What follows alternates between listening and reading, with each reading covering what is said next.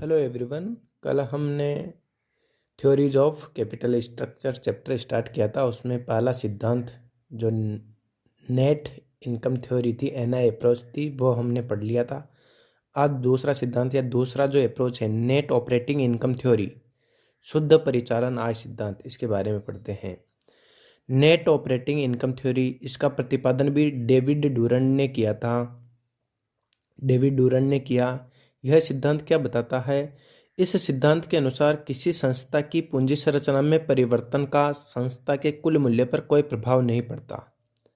जो net income theory थी वो तो बताती थी कि किसी संस्था में यदि कैपिटल स्ट्रक्चर में परिवर्तन करते हैं तो उसका प्रभाव ओवरऑल कॉस्ट ऑफ कैपिटल भी पड़ता है और उस फर्म के या उस संस्था के टोटल वैल्यू पर भी उसका प्रभाव पड़ता है। लेकिन net operating income theory NI theory के बिल्कुल विपरीत है। यह सिद्धांत बताता है कि पूंजी संरचना में आप किसी भी प्रकार का परिवर्तन कर दो, डेप या इक्विटी में किसी भी प्रकार का परिवर्तन कर दो, चाहे डेप की मात्रा में ज़्यादा वृद्धि कर दो या इक्विटी की मात्रा में ज़्यादा वृद्धि कर दो, उनका संस्था के कुल मूल्य पर कोई प्रभाव नहीं पड़ता तथा संस्था की पूंजी की समस्त लागत स्थिर रहती है। इस सिद्धांत के अनुसार कोई पूंजी संरचना अनुकूलतम नहीं होती, क्योंकि यह सिद्धांत इस मान्यता पर आधारित है कि पूंजी संरचना संस्था की समस्त पूंजी लागत एवं संस्था के मूल्य पर कोई प्रभाव नहीं डालती। इस वजह से इस सिद्धांत का मानना है या इस सिद्धांत यह मान के चलता है कि कोई भी अनुकूलतम पूंजी संरचना नहीं होती। ठीक है, तो यह जो थ्योरी है यह एनआई थ्योरी के बिल्कुल अपोजिट है। इसका प्रतिपादन भी डेविड डूरन ने ही किया है। इस जो NOI net operating income theory की जो मान्यताएं हैं वो कौन कौन सी हैं? पहली मान्यताएं हैं, संस्था की कुल पूंजी को ऋण एवं समता में विभाजन करना महत्वहीन है। जब इनका कैपिटल स्ट्रक्चर का कुल वैल्यू पर, संस्था के कुल वैल्यू पर, कुल मूल्य पर कोई प्रभाव ही नहीं पड़ता तो इनका विभाजन करना महत्वहीन बताया है इन्होंने। दूसरा जो मान्यता है इसकी, पूंजी संरचना के प्रत्येक स्तर पर व्यावसायिक जोखिम स्थिर रहती है, अतः समग्र पूंजीकरण दर भी स्थिर रहती है, निगम कर अस्तित्व में नहीं होते। ये तीन यानी यहाँ पर भी जो कॉर्पोरेट टैक्सेज हैं उनको ध्यान में नहीं रखा जाता। ठीक है। नेट ऑपरेटिंग इनकम थ्योरी के अनुसार संस्था का कुल मूल्य शुद्ध परिचालन आय को समग्र पूंजीकरण दर से पंजीकृत करके ज्ञात किया जाता है। यानी इसमें सबसे पहले जो शुद्ध परिचालन आय होगी, जिसको हम EBIT मानते हैं, उसको पहले पूरी को जो पूंजीकरण की दर होगी, कैपिटलाइजेशन की जो रेट होगी, उससे पहले उसको पंजीकृत किया जाएगा और उसके बाद ही कुल वैल्यू, फर्म की टोटल वैल्यू को कैलकुलेट किया जा सकता है। आगे हम उदाहरण में देखेंगे। वैल्यू ऑफ फर्म का इसमें सूत्र है। वैल्यू ऑफ फर्म कैसे कैलकुलेट करेंगे? वैल्यू ऑफ फर्म का इसमें सूत्र दे रखा है, earning before interest and tax EBIT upon overall cost of capital. Value of firm short में देखें तो वैल्यू ऑफ फर्म को V से नोट किया है, EBIT और ओवरऑल कॉस्ट ऑफ कैपिटल को KO से नोट किया है। तो यहाँ वैल्यू ऑफ फर्म का सूत्र बनता है V बराबर EBIT अपॉन KO, जबकि NI अप्रोच में दूसरा था, वहाँ V बराबर S+D था। यहाँ पहला सूत्र बनता है V बराबर EBIT upon KO।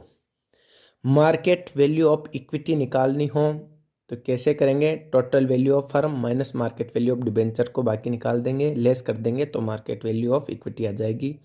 Market value equity को S से नोट किया है, मार्केट वैल्यू फर्म को V से, मार्केट वैल्यू ऑफ डिबेंचर को D से, तो S बराबर V माइनस D। तो ये कैलकुलेट हो जाएगा मार्केट वैल्यू ऑफ इक्विटी। समता पूंजी की लागत निकालनी हो, समता पूंजी की लागत को KE से नोट किया है। कॉस्ट ऑफ इक्विटी कैपिटल कैसे निकालेंगे? EBIT earning available for equity share holders upon value of equity. Value of equity का अगर EBIT में भाग देंगे, earning available for equity share holders में से, तो KE आ जाएगी। सूत्र मैंने यहाँ इसको शॉर्ट रूप करके लिखा है। कॉस्ट ऑफ इक्विटी कैपिटल को KE से नोट किया है, EBIT में से अगर इंटरेस्ट घटा देंगे तो EBT आएगा, लेकिन यहाँ टैक्स को ध्यान में नहीं रखा जाता, इस वजह से EBIT माइनस I किया है और नीचे मार्केट वैल्यू ऑफ इक्विटी का भाग दे देंगे तो डायरेक्ट ये कॉस्ट ऑफ इक्विटी कैपिटल आ जाएगा। तो यहाँ पर भी ये 3 फॉर्मूले याद रखना है, पहला फॉर्मूला, दूसरा फॉर्मूला और ये तीसरा फॉर्मूला डायरेक्ट आपको शॉर्ट रूप में याद रखना है। ठीक है, अब आगे क्वेश्चंस करते हैं। क्वेश्चंस में दे रखा है विनोद लिमिटेड की संभावित वार्षिक शुद्ध परिचालन आय ब्याज एवं कर पूर्व 3 लाख रुपए हैं, यानी EBIT या नेट ऑपरेटिंग इनकम 3 लाख रुपए हैं।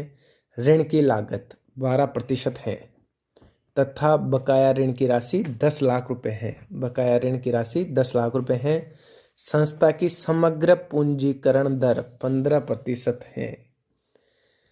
शुद्ध परिचालन आय सिद्धांत के अनुसार कंपनी के कुल बाजार मूल्य तथा समता पूंजीकरण दर की गणना करनी है।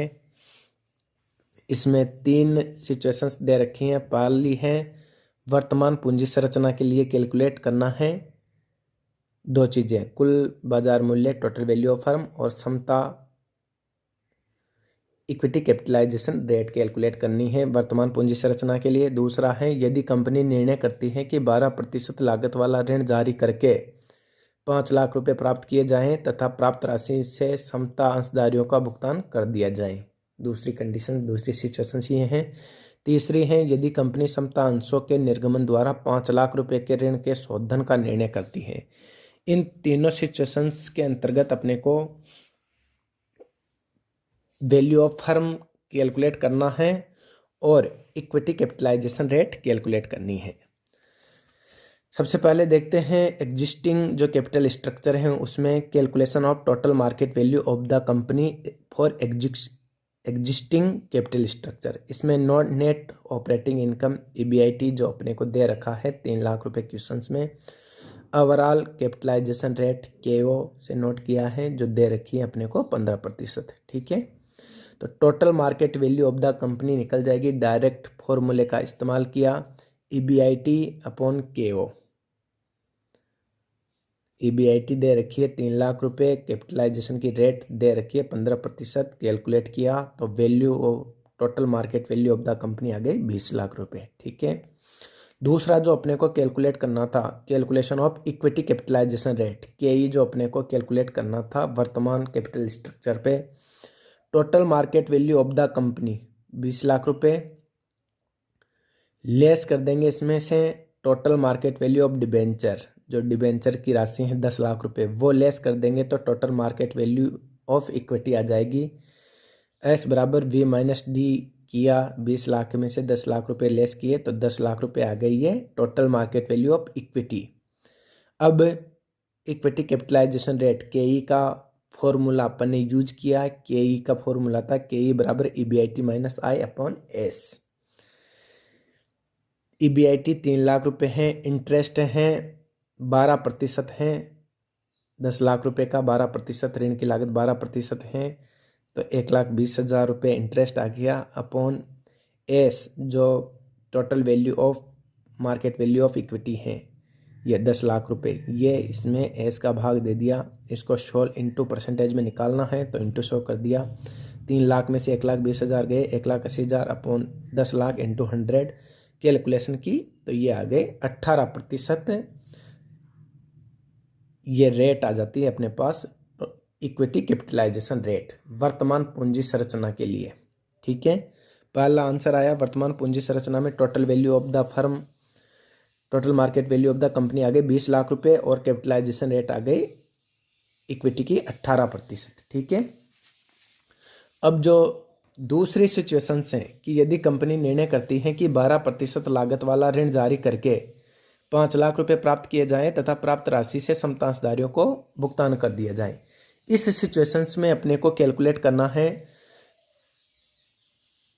इस सिचुएशंस में अपने को कैलकुलेट करना है